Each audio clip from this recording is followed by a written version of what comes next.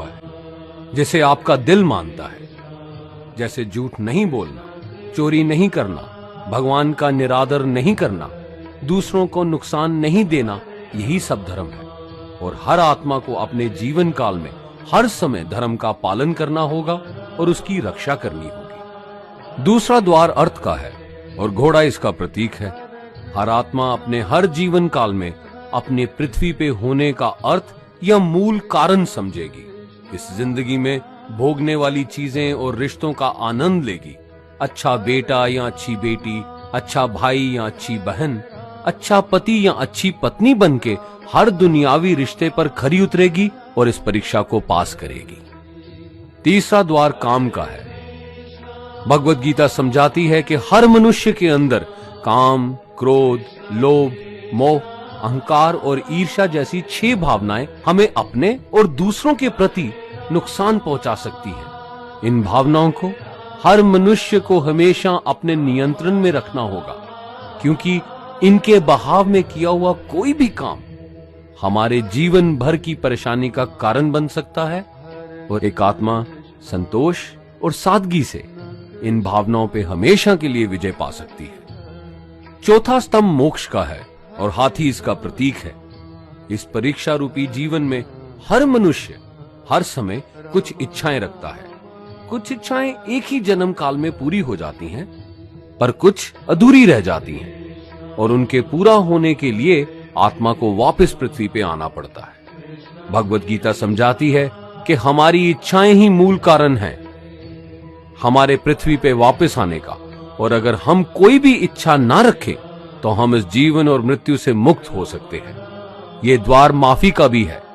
जिन्होंने आपके साथ बुरा किया उनको माफ करके और जिनसे आपने बुरा किया उनसे माफी मांग के मुक्ति पाई जा सकती है। जब तक आत्मा इन चारों दरवाजों धर्म, अर्थ, काम और मोक्ष को समझ नहीं लेती, तब तक आत्मा को बार बार इस मनुष्य रूप में आना ही पड़ेगा।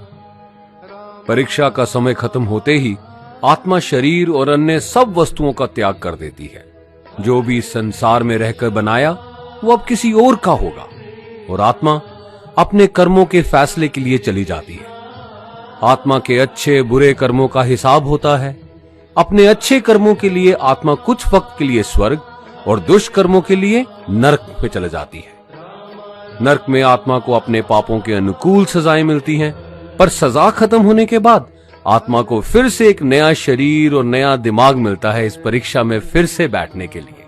और हर परीक्षा में वही सब फिर दोहराया जाएगा, जिंदगी के 4 स्तंभ धर्म, अर्थ, काम और मोक्ष को समझने के लिए। हर जन्म में अपने कई जन्मों के कर्मों के हिसाब से हर आत्मा को कभी अच्छे और कभी बुरे हालातों से जाना पड़ता है। लेकिन जब तक आत्मा परमात्मा के साथ योग को नहीं समझ लेती, वो मुक्ति नहीं पा सकती। भगवत गीता समझाती है कि मनुष्य अपने शरीर, दिमाग या दिल से भगवान को पा सकता है। शरीर द्वारा किए कर्मों के माध्यम से परमात्मा को पाने को कर्म योग कहते हैं। ऐसे कर्म जो परमात्मा की इच्छा से हों और दूसरों के कल्याण के लिए हों। वाल्मीकि ने रामायण लिख के, श्रवण ने अपने माता पिता की सेवा और उन्हें 4 धाम की यात्रा करवा के, मदर टेरेसा ने अपने प्यार और सेवा के माध्यम से, और मैडम क्यूरी ने वैज्ञानिक खोज में अपने जीवन का बलिदान देके अपने कर्मों द्वारा परमात्मा को पाया। भगवत गीता समझाती है कि एक आत्मा दिमाग से भी परमात्मा के साथ योग लगा सकती है। इसे राजा योग कहते हैं, क्योंकि दिमाग या मस्तिष्क सब इंद्रियों का राजा है। एक मनुष्य अपनी आस्था, सांस प्रणाली, आसन, अभ्यास, साधना और तपस्या से परमात्मा को इस योग के रास्ते पा लेता है। इस योग को समझने के लिए हमें अपने अंदर की एनर्जीज यानी चक्रा और कुंडलिनी को समझना पड़ेगा। आत्मा मस्तिष्क से मेडिटेशन या ध्यान लगा के परमात्मा के साथ योग लगा सकती है। शंकराचार्य, स्वामी परमहंस, स्वामी विवेकानंद और उनके जैसे कई योगी इस योग के रास्ते परमात्मा के साथ संधि लगा पाए।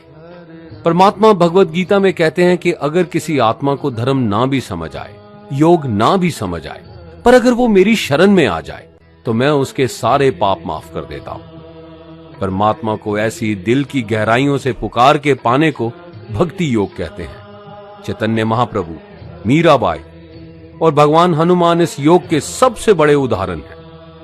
लेकिन कभी आत्मा अपने होने का मूल कारण भूल के धर्म का उल्लंघन करे या पाप के रास्ते पे निकल जाए तो उसे ठीक करने के लिए परमात्मा खुद किसी रूप में पृथ्वी पे जन्म लेते हैं। आइए श्री भगवद गीता, गुरु ग्रंथ साहिब, तुरा, बाइबल, कुरान या ऐसी किसी भी दीनी किताब को पूरा पढ़ के इस जिंदगी के असली मायने समझें और परमात्मा के साथ योग लगाएं। अगर आपने इसे पसंद किया तो इसे औरों को बांटिए ताकि सब आत्माएं अपने यहां होने का मूल रूप समझ सकें और इस जन्म और मृत्यु से मुक्ति पाके हमेशा परमात्मा के साथ रह सकें। धन्यवाद।